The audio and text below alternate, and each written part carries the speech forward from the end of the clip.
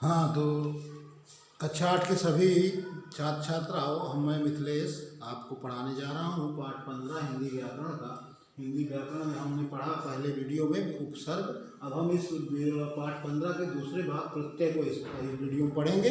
प्रत्यय क्या होते हैं पहले जान लेते हैं। मैंने आपको बताया था कि हिंदी भाषा के शब्दों के निर्माण के लिए हम 4 प्रकार के आयाम यूज करते हैं, प्रयोग करते हैं। उनमें से पहला है उपसर्गों के द्वारा हम शब्द निर्माण करते हैं, दूसरा है प्रत्ययों के द्वारा हम शब्द निर्माण करते हैं, तीसरा है हम संधियों के द्वारा प्रत्यय निर्माण करते हैं, और चौथा है समासों के द्वारा हम शब्द निर्माण करते हैं।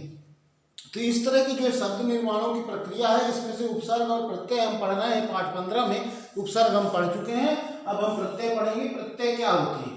प्रत्यय का पहले हम मतलब समझ लेते हैं। प्रत्यय किसे कहते हैं? ये वो होते हैं जो शब्दों के अंश होते हैं। ये भी जिस प्रकार से उपसर्ग शब्दों के अंश होते हैं, लेकिन अंतर दोनों में ये है कि उपसर्ग किसी भी शब्द के पहले लगाकर कोई किसी नए शब्द की रचना करते हैं। ये क्या करते हैं? प्रत्यय जिन शब्दों के अंशों को शब्द के अंत में जोड़कर किसी शब्द की रचना की जाती है। अर्थात आपने इतना पढ़ने के बाद जाना कि ये शब्द के अंत में जोड़े जाते हैं। तो मतलब शब्द, ये ऐसे शब्द के अंश होते हैं जो शब्द के अंत में जुड़ते हैं, और वो शब्द अपना विशेष अर्थ प्रकट करने लगता है, उसे प्रत्यय कहते हैं। अर्थात प्रत्यय वो होते हैं जो शब्द के पीछे जुड़कर एक नए शब्द की रचना करते हैं, और उस शब्द का कुछ न कुछ विशेष अर्थ हो जाता है।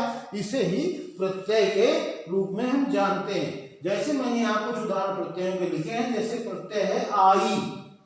आई प्रत्यय से जैसे हम कोई शब्द बनाएंगे, तो जैसे लिखना एक शब्द है, लिखना, उससे हम अगर आई प्रत्यय जोड़ेंगे तो बनेगा लिखाई।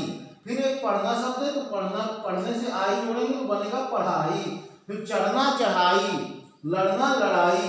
ये आई प्रत्यय लगाने से अंत में प्रत्यय जुड़ता है। ये आपने जान लिया। प्रत्यय वो शब्द के अंश होते हैं जो किसी शब्द में अंत में जोड़े जाते हैं, और अंत में उस शब्द से जुड़ने के बाद जिस शब्द की रचना होती है वो अपना कुछ अलग अर्थ देने लगता है। जैसे लिखना लिखाई, जो आपकी लिखावट है, वो जो लिखते हैं आप, उस लिखावट की बात अभी करने लगा। पहले आप लिखना शब्द था, उसमें जब आई प्रत्यय जुड़ गया तो हो गया लिखाई।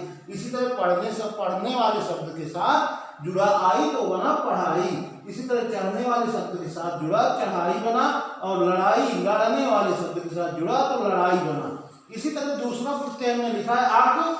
आक प्रत्यय ऐसा प्रत्यय है जिसको जोड़ने के बाद कैसे शब्द बनते हैं देखते हैं।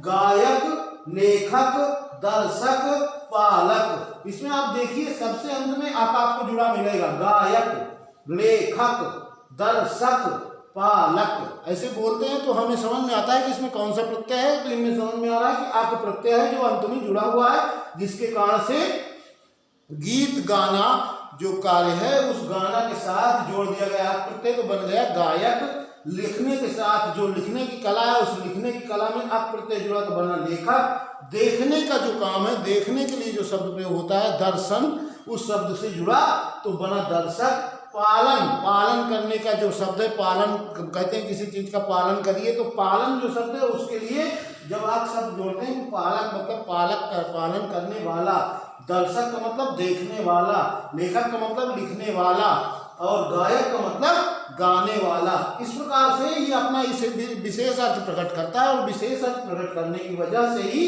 हम यहाँ इस प्रत्यय को देख पा रहे हैं। अब प्रत्यय हो गया। अब अगला प्रत्यय हमारा है अनु। अनु प्रत्यय में देखिए शब्द बनते हैं चिंतन, मनन, मिलन, ढक्कन।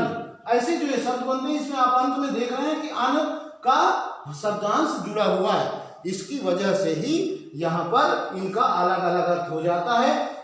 आवा प्रत्यय है। आवा प्रत्यय को जब हम जोड़ते हैं अन्य शब्दों से तो कैसे शब्द बनते हैं? दिखावा, पछतावा, बुलावा, भुलावा। इस तरह के जो शब्द बनते हैं, इनमें आप देख रहे हैं कि अंत में ये सब प्रत्यय लगा हुआ है और नए शब्द का निर्माण करता है।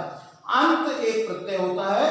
अंत प्रत्यय जोड़ने से देखिए क्या बनता है? भिड़ंत, गढ़ंत, महंत, सुमंत, ऐसे शब्द बनते हैं। इसमें अंत में जो जुड़ा हुआ है वो अंत प्रत्यय जुड़ा हुआ है। आलू एक प्रत्यय होता है। आलू, तो इसमें देखिए कृपालु, दयालु, श्रद्धालु, झगड़ालु, इस प्रकार के शब्द बनते हैं।